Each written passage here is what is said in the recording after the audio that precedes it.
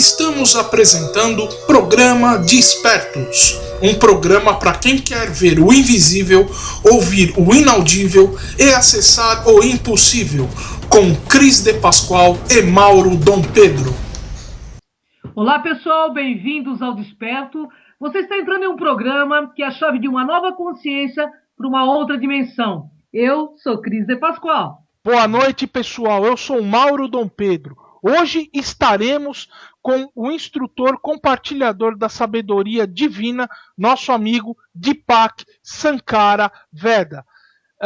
Deepak Sankara Veda vem do sânscrito e significa o artesão que fabrica e acende lâmpadas da sabedoria, ou simplesmente aquele que ilumina como uma lâmpada. É o apelido espiritual de Paulo Sérgio Battaglini, escritor especialista em criptologia hebraica, músico e poeta místico. Alcançou em sua geração um nível elevado de consciência, onde os códigos divinos são revelados a ele e diretamente de escritos sagrados antigos através das almas dos sábios. Autor de 13 livros, incluindo o iniciático Crônicas de Queden, obra esta de ficção mística que revela a sabedoria dos antigos e trouxe a revelação de uma nova antiga prática espiritual e o caminho para o despertar. Deepak, boa noite, seja bem-vindo novamente ao nosso programa Despertos. Boa noite, Mauro, boa noite, Cris, muito obrigado. Boa noite, Deepak, seja bem-vinda. Seja bem-vindo ao Despertos, honra enorme estar contigo novamente, viu? A honra é sempre minha. E hoje nós vamos abordar com o Deepak, pessoal, sobre a máquina voadora do rei Salomão. É isso mesmo, Deepak? É isso aí. Então vamos lá. Vamos começando perguntando quem foi Salomão? Bom, de acordo com a tradição, Shilomo, ou Shilomô, né, seria o correto falar, Shilomô Amelech, do hebraico, o rei Salomão era filho, né, de Davi, Ben Davi, do rei Davi, que alcançou na geração dele também um nível de consciência espiritual da sabedoria, né, a manifestação da Sefirá, na árvore da vida de Chokhmah, que é sabedoria, mais alta do mundo. Inclusive as escrituras hebraicas dizem que Salomão se tornou mais sábio, inclusive, que os filhos de Queden, ou seja, lá da Índia, né? E possivelmente, ao que tudo indica, né, Salomão, inclusive, aprendeu muito da sabedoria, né, que ele utilizou com os próprios filhos da Índia, né? E há até a possibilidade dele ter tido contato, ainda não consegui encontrar evidências claras sobre isso, mas há a possibilidade dele ter estudado com Buda, por exemplo. Olha só. Talvez, tá? Nossa, interessante. Mas eu estou ainda, digamos assim, escavando isso, né? Então, Tá. O rei Salomão. Legal. Foi o construtor, né, do Beit HaMikdash, o primeiro e o verdadeiro templo de Salomão, né? Ele foi o construtor, né, o edificador, né, digamos, desta obra não faraônica, mas megalítica, monumental, né, que existiu cerca de 3.000 anos no passado.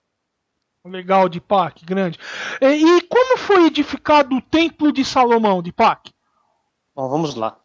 Quando você começa a estudar sobre isso, quando você começa a ler sobre a edificação do Beit HaMikdash, né, que é essa palavra hebraica, né, para o templo, né, Beit HaMikdash, por exemplo, até hoje, né, aquelas pedras que tem lá em Eretz Israel, né, que formam o chamado Muro das Lamentações, né, o Kotel HaMaariv, seria literalmente o muro do poente, né, do entardecer, né, onde o sol se põe. A única parte que sobrou do templo de Herodes, né, que foi, digamos assim, supostamente a reconstrução ou reedificação do templo que Salomão havia construído, né, depois que o rei Nabucodonosor, né, o havia queimado a primeira vez. Mas quando você vê o tamanho daquelas pedras, por exemplo, que são muito semelhantes às pedras de Baalbek, né, monstruosas, né, gigantescas, e que hoje máquinas que nós temos, né, não poderiam erguer aquelas pedras. Então você fica imaginando como, né, que esse templo foi edificado. Muita gente pensa, porque eles pegam a Bíblia, as traduções da Bíblia, que são um erro monumental, né, uma vez que é impossível traduzir o hebraico para qualquer língua, porque o hebraico é um código, né? Então precisa se criar palavras em outras línguas para se emprestar um significado interpretativo às palavras do hebraico. Então se criou muita perplexidade e confusão, na verdade, né? Mas enquanto as pessoas leem essas Bíblias traduzidas, eles têm ideia que pessoas, né, trabalharam na edificação do Beit HaMikdash, do Templo de Salomão, né?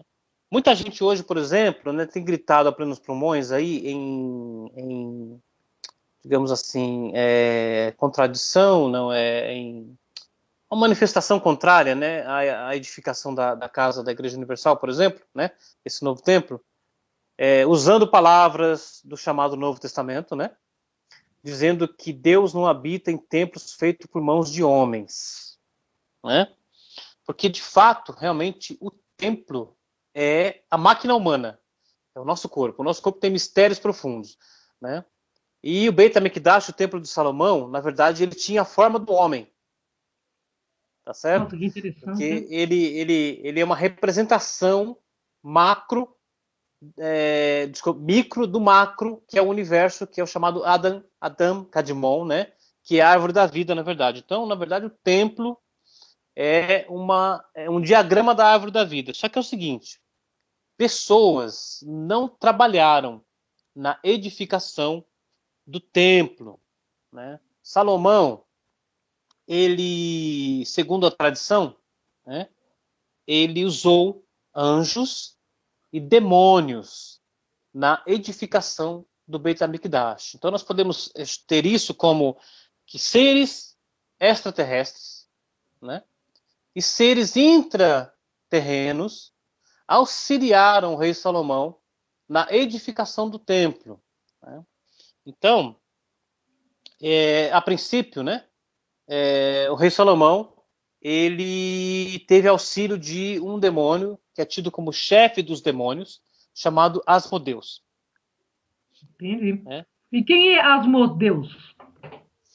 Asmodeus, então, é esse chamado rei dos demônios, né, um demônio gigantesco, a quem Salomão aprisionou com o uso do anel mágico que ele tinha, né, na qual estava escrito o nome do sagrado, bendito seja ele. Ele fez uma armadilha, né, e aprisionou esse demônio, né. Se você pensar em armadilha, você vai pensar na chamada Estrela de Davi, que na verdade não é Estrela de Davi, é Magen David, né. Mais ou menos parecido com o que o Sam e o Jin, na série Supernatural, fazem para aprisionar demônios, só que lá eles usam pentagrama, né. Às vezes também eles usam a Magen David, né, o escudo de Davi, para aprisionar demônios. Então o rei Salomão aprisionou esse demônio porque ele precisava de uma ferramenta, né, específica, especial, exótica, para poder cortar as pedras, porque as pedras não podiam ser cortadas por ferramenta humana ou por ferro. Ferro não poderia tocar as pedras, então ele precisava de uma ferramenta especial e que só o Asmodeus sabia aonde se encontrava essa ferramenta. Interessante. Interessante mesmo, Deepak. Deepak, o que seria ou o que é o Shamir? Então, o Shamir é essa ferramenta que o rei Salomão precisava, né, para cortar as pedras. O Shamir é chamado pela tradição como um inseto místico que, com o olhar dele, ele cortava as pedras de acordo com a planta, né, que era para ser edificada, né? Então, o único que sabia a localização desse vermezinho, entre aspas, né, era o demônio Asmodeus. Então, o rei Salomão aprisionou o demônio e fez ele, né, confessar aonde estava o Shamir. Então, ele foi lá e buscou o Shamir, né,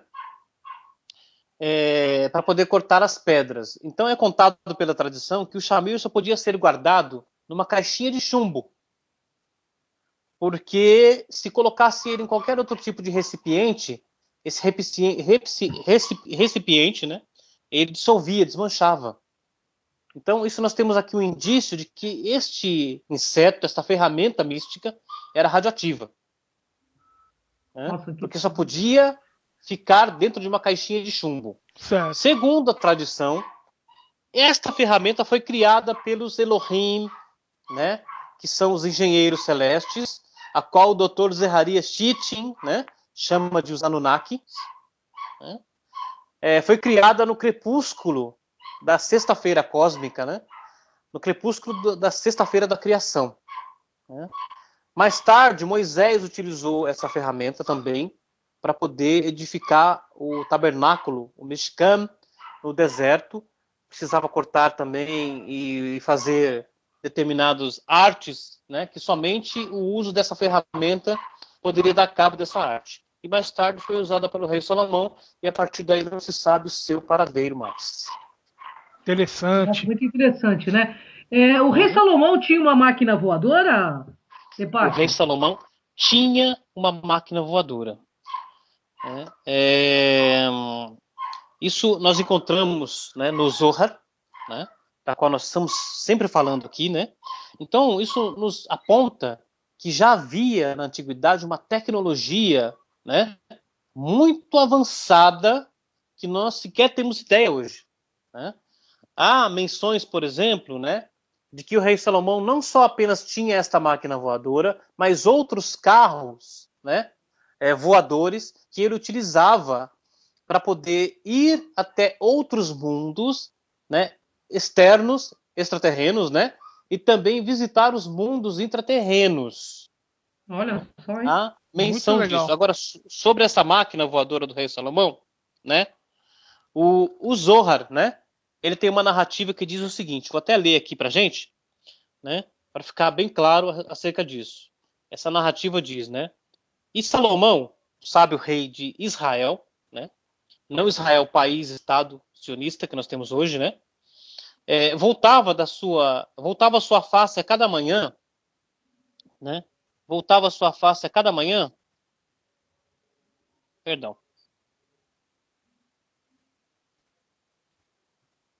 voltava a sua face a cada manhã para os 4 pontos cardeais e quando ele fazia as preces dele.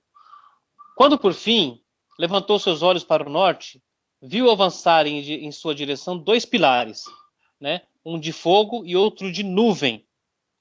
Acima dos pilares, viu uma águia gigantesca, com asas estendidas, a sua asa esquerda se apoiando sobre a coluna de nuvem e a sua asa direita se apoiando sobre a coluna de fogo. E a águia desceu, né? E o rei Salomão, diante do rei Salomão, e inclinou-se à sua frente e colocou a seus pés 2 folhas que carregava no bico. Salomão pegou as folhas, sentiu o seu perfume e disse: a primeira folha me foi enviada por aquele que cai, e a segunda folha por aquele cujos olhos estão abertos. E ele soube que os 2 demônios, possivelmente seres intraterrenos, né, lhe haviam enviado notícias. Selou seu trono, ele trancou o trono dele, né, selou, ou seja, né, ativou o segredo do trono, e nós vamos saber o que é isso daqui a pouco, né, com seu anel, no qual estava gravado o nome de Deus, montou na águia, que se elevou a uma grande altura e saiu voando. A extensão das asas da águia obscureceu a luz do sol, de tal modo que a escuridão reinou por toda a rota de seu voo. E os sábios, vendo a escuridão, disseram: vede, o rei Salomão vai passando. Depois de um voo de 400 léguas, a águia chegou às montanhas das sombras, chamadas na Bíblia de Taramonde, ou montanhas do deserto. Lá Salomão apeou, mostrou seu anel, e foi-lhe permitido aproximar-se. Quando soube tudo o que queria saber, montou de novo na águia e regressou voando ao seu país. Então, quando se sentou em seu trono, pronunciou palavras que mostravam tal profundidade de sabedoria que todos os homens se maravilhavam diante dele. Né? Então, aqui, nós temos um grande, profundo segredo. Né? A primeira pergunta que surge é: para que uma águia precisaria se apoiar sobre as suas asas sobre 2 pilares, sendo um de nuvem e outro de fogo? Sendo que a águia tem autonomia própria de voo. A segunda pergunta é: como o rei Salomão poderia sobreviver a uma grande altura, num ar extremamente rarefeito e frio, né? Então, evidentemente, né, tratava-se de uma máquina voadora cuja aparência se comparava a uma águia. E torna-se evidente, né, que os pilares tratavam-se de algum tipo de propulsão, né, e que levantava aos céus essa gigantesca máquina voadora dentro da qual o rei Salomão podia respirar livremente. Né? Por isso, então, que as asas da águia se apoiavam sobre um pilar de fogo e outro pilar de nuvem. Né? E há referências também sobre este segredo num livro antigo chamado Quebra Nagast. Tá? Muito mencionado naquele programa do History Channel, esse livro, né? Os alienígenas do passado. Interessante então, isso, hein? Muito interessante. O rei Salomão tinha uma máquina voadora que tinha a aparência de um avião, né? Que eles então se assemelhavam, né? Comparavam isso com o que se podia comparar na época, que era uma águia. Legal, Deepak. Deepak, não seria essa máquina voadora o que chamavam de o trono de Salomão? E se for, como que funcionava?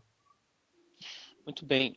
Nós sabemos também que, evidentemente, o trono do rei Salomão podia ser colocado nessa máquina voadora também. Mas o trono do rei Salomão era também uma obra de engenharia e de tecnologia também muito avançada, né? Avançadíssima. Né? E é falado sobre isso na tradição, né? Que nos fala sobre esse segredo. Então, por exemplo, nós temos visto agora esses filmes, né? O primeiro filme foi o 300, né? Muito interessante, né? Dirigido pelo Zack Snyder, né? Que dirigiu O Homem de Aço também, né?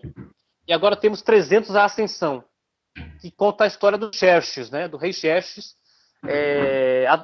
que foi atuado, né? Pelo nosso Rodrigo Santoro, né? O ator Rodrigo Santoro, que fez o rei Xerxes nesses 2 filmes.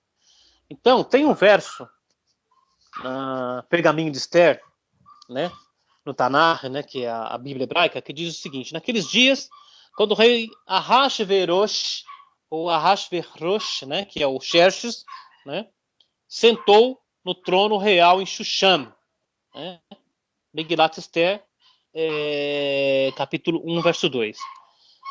Bom, quando ele se proclamou o rei da Pérsia, né, o Ahasverosh, o Xerxes, né, ele decidiu utilizar o trono pertencente ao rei Salomão, né? Que havia então pertencido ao rei Salomão, que havia sido encontrado entre os despojos, né?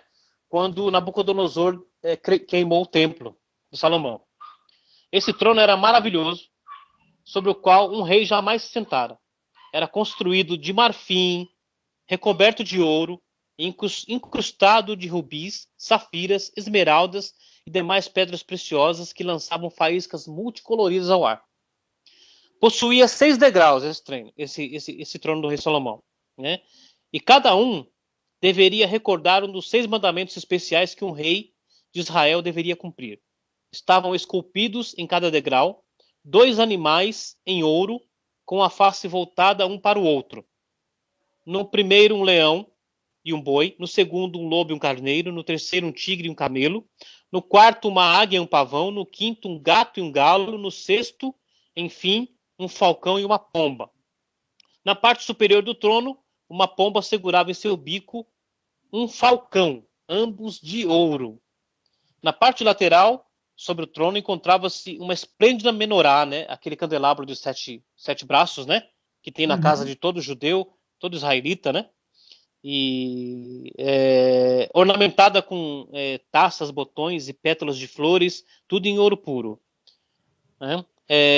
Muito bem. Vou até abreviar um pouquinho aqui, né?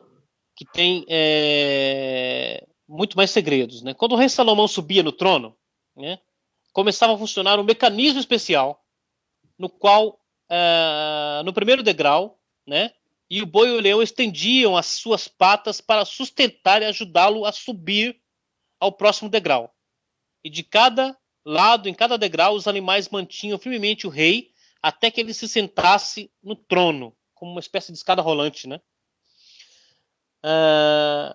Na qual ele se sentava, né? Então vinha a águia, trazendo-lhe a grande coroa e a mantinha acima da sua cabeça, né? Para que ele não sentisse o peso da coroa. Então continuava. Agora tem um segredo que aconteceu aqui, que é falado, né? Que foi quando o rei Ahasverosh, o Xerxes, né? Ele quis usar o trono, ele foi subir no trono. Ele descobriu que tinha um segredo muito mais profundo, que além dos mecanismos especiais que o trono tinha, os animais que eram feitos de ouro, segundo foi dito aqui, né? Eles estavam vivos. E quando ele colocou os pés no primeiro degrau, o leão desferiu uma patada nele e ele voou longe. Nossa. Então ele jamais pôde usar o trono do rei Salomão. Teve que mandar fazer uma réplica. Porque ele não conseguiu descobrir o segredo do trono, né? Que estava no anel do rei, né? Na verdade, né? Nesse mecanismo secreto, né? Então ele teve que mandar fazer uma réplica porque ele não podia usar esse trono do rei Salomão, que era uma obra de engenharia, né? E aí vem muitas perguntas na cabeça da gente, por exemplo, na mente da gente, né? Como se alcançou um nível de tecnologia tão alta naquela época? Boa pergunta, né? Boa pergunta. Uhum. Temos que fazer perguntas, né? Tá certo. Verdade. Bom, Deepak, nós vamos pedir os seus contatos, né? O assunto é interessantíssimo, mas estamos nos nossos momentos finais e nós gostaríamos que você deixasse para os nossos internautas os seus contatos aí, para quem quiser adquirir seus livros, que são maravilhosos, e encontra-se à venda. Queria que você dissesse o local também. Uhum. Bom, para quem quiser, né, estudar esses mistérios todos, aprender esses segredos todos, né, vai me encontrar no Facebook como Artesão da Luz, né, ou então na página oficial, minha página oficial no Facebook, que é Deepak Sankara, né, Veda, também, né. Sempre lembrando que é bom, né, escrever um recadinho, se apresentar, né, faz parte, né, da gente, né, mostrar a nossa educação, né, ao adicionar uma pessoa no Facebook, escreva um recadinho, se apresente, né? Porque se não escrever, eu não aceito, né? E isso fala assim, mas nossa, isso é ruindade, não é não?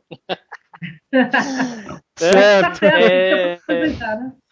Exato. E os meus livros, né? Vocês vão encontrar no Clube de Autores, né? Nós temos 13 livros publicados, né? Que eu autopublico, né? Porque as editoras, infelizmente, nesse país aqui, elas não estão interessadas em publicar autores brasileiros, a não ser que, né, eles vejam que haja um retorno financeiro muito, né, certo, né? Então eu mesmo publico os meus livros, né? E você vai encontrar no Clube de Autores os meus livros. O último livro que eu publiquei essa semana passada foi Os Filhos das Estrelas, né? Então você vai descobrir muitos mistérios neste livro, né? Então no Clube de Autores você vai encontrar os meus livros. Maravilha, hein? Pessoal, Filho das Estrelas é um lançamento, pelo que eu entendi aqui, né? Vamos pedir para que o Deepak uma hora fale um pouco desse livro aqui conosco também, né, Deepak? Com certeza. É isso aí. Bom, gratidão, Deepak, até o próximo Despertos. Gratidão, Mauro Dom Pedro. Gratidão, internautas. Honra enorme estar com vocês. Até o próximo Despertos, né, Mauro? É isso aí, Cris. Foi um grande prazer, mais uma vez, Deepak, receber você aqui no nosso programa. E até o próximo Despertos. Até mais, pessoal. Tchau, tchau. Tchau, tchau. Acabamos de apresentar Programa Despertos.